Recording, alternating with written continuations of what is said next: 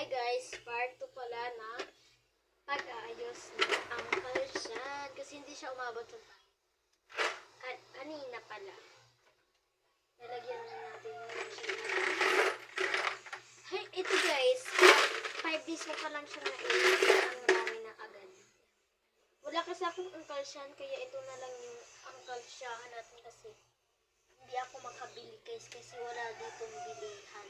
Kasi ayoko na maggastos guys. Yung mga baon ko guys, iniipon ko kada ano, wala akong baon sa school. Ang wawa ko dito guys. Kaya mag-ipon na rin kayo guys. Mag-ipon kayo para may pambili ko ng gusto nyo at hindi kayo puro asa sa pamilya nyo. Tama yun, diba? Mag-comment guys dyan ang nag-iipon na guys. Anong gusto nyo guys? Kasi bibilan ko kayo.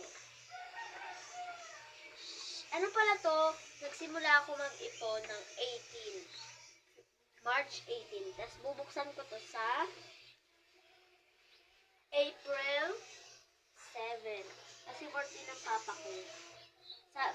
Baka iniisip nyo, ririgaluhan ko si papa. Hindi yun guys. Hindi yun. Ano kasi? Happy mode kasi marami ako dito pinsan.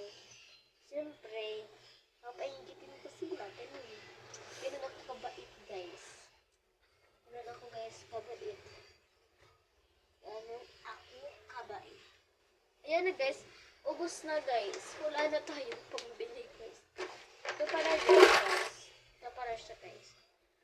1, 2, 3. Papakita ko na sa inyo ba?